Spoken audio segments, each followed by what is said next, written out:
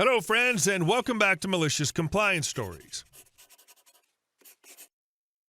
Let's dive into the story of a customer whose outrageous demands reached a new level of entitlement. But before we dive in, make sure to hit that subscribe button, smash the like if you enjoyed the content, and ring that notification bell so you never miss a juicy story. Karen wants a refund for her multi-thousand-dollar move because she doesn't want to pay taxes. I work in customer service for a large moving company that also offers storage services. Specifically, I'm in the claims and disputes department, so if you're talking to me, it's likely because you're having a bad day and it's about to get worse. Most of my cases involve customers terrorizing my team with a few unique and challenging problems thrown in. In July 2020, during our busiest summer ever, a case came across my desk that was so messy, the agent handling it had no clue what to do. On top of that, the customer, who I'll call Karen, was a classic nightmare. This was a pricing dispute, which is common, but this one was particularly tricky. The agent notes indicated that Karen was furious about a price difference and had been demanding to speak to the CEO or CFO daily. Of course, that's not how things work. When I called her, she picked up with a tone that screamed frustration. Karen: "It's about time you called me. You people are so incompetent. I was about to file a complaint with the Better Business Bureau." Me: "I apologize for the delay. Due to current events, there's been an unprecedented number of people moving, which has caused delays in every department. I'm calling today to help resolve your issue." Karen: "Finally, someone with sense. So you're calling to credit me back for everything I've spent with your company?" I paused, hoping I misunderstood. Me: "Excuse me?" Karen: "I want a full refund for everything I've spent over the last 3 years. My banker told me it would be easier to do it through you rather than the bank." I was floored. This woman had stored with us for nearly 3 years and then had her belongings shipped almost 4,000 miles. We're talking about $15,000 in services here. Me: No. I'm calling about the specific discrepancy in your billing. The agent noted that you didn't provide details to customer service or the other claims agent.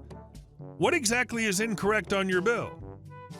Karen went from 0 to 120 in no time, launching into a tirade of obscenities. I had to hold my headset at arm's length, then I could still hear her.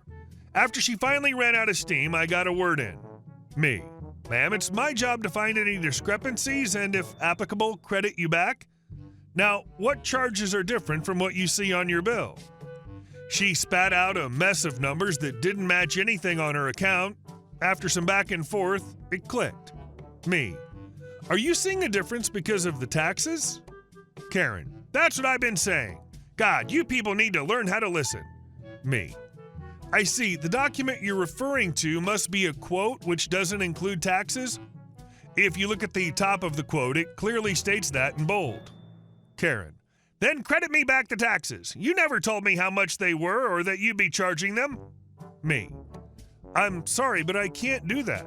When you booked your order, the official document with all taxes, fees, and discounts was presented to you. You've been charged the correct amount." Karen: "Then get me someone who can, because I want my money back. You people are nothing but a bunch of," racial slur, "and thieves." Me: "Ma'am, there's no need for that kind of language. Unfortunately, no one in this company can issue you a refund for taxes as their state and federal charges. If you have an issue with those, I suggest you reach out to your state senator." Karen: "That's unacceptable and unprofessional. I demand to speak to your manager." Me: "Yeah, that's not going to happen. I'm the highest level person in this company who talks to customers. There are exactly 4 people above me, and none of them speak with customers. I have the final say on any account or dispute, and I'm telling you, no, we will not be issuing a refund." Karen: "This is unacceptable. I'm going to write bad reviews for your company everywhere and report you to the BBB." Me: "Go ahead. But know that any dispute filed with the Better Business Bureau or on social media will come across my desk in about 2 weeks. We both know exactly how far that'll get you. Also, since our calls are recorded, any slander you post can be removed as we have proof of our professionalism during this process." Karen: "Fine. I'm just going to dispute everything with my bank." They'll side with me. They've been my bank for years. Me. Best of luck with that. Have a nice day. Karen hung up, and I immediately notated everything about our exchange on her account, closed her dispute as denied, and flagged her name with our accounting and social media departments. Now, this wouldn't be a satisfying story without a follow-up. In early September, I received an email from our accounting department. Karen had indeed tried to dispute the charges with her bank. When the bank contacted us, we provided all the documentation, including the quote with the tax disclaimer in bold. Needless to say, Karen didn't win that fight, and she had to close and reopen all her accounts. A slap in the face for her. But wait, it gets better. Later that month, I got an email from our social media team. Karen had filed a complaint with the Better Business Bureau, which was dismissed after we sent them a transcript of her call with me. Then she tried bashing our company on social media. That didn't last long either, as our team responded by pointing out that taxes aren't something to make racial slurs about. They even sent me a screenshot of other people tearing into her before she deleted her post. With her antics across multiple departments, she got blacklisted by our company, so I'm happy knowing I'll never have to deal with this Karen again. Good Lord, that's some epic level Karen nonsense. How do these people come up with the time to perform all these shenanigans? And our second story. Make me stay at work longer? I'm going to make the best of it. Something happened today that made me realize I was committing malicious compliance for a long time now without noticing. There's no aftermath for today's case, but I hope it still counts. Anyway, here goes. In my workplace, overtime is not paid out. Instead, it's saved to be used later. Meaning if I work 2 hours extra on one day, I can choose to leave 2 hours earlier on another day without any pay cuts or consequences.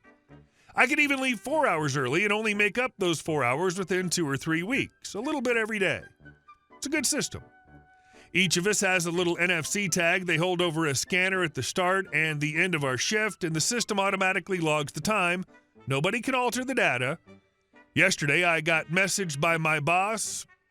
I didn't read the message, though, as I was having a massive headache and didn't read it before coming into work today. I actually only read the message after my boss then told me that I will be working the closing shift that day. He told me after asking via message and not receiving an answer. Thing is, today my shift started from 8 a.m. and went until 5 p.m., so it's a 9-hour shift already, and the closing shift means cleaning out the place after 5 p.m. Cleaning out the place can take from 30 minutes up to 2 hours, depending on a lot of factors. Usually it's a quick 30-minute job. Takes me 45 minutes, though, as I'm a bit tidy. But considering I was, once again, forced to do closing shift instead of being asked, an issue that I mentioned to my boss and colleagues plenty of times and caused lots of problems in the past, I was kind of pissed, so I thought to myself, make the best out of it.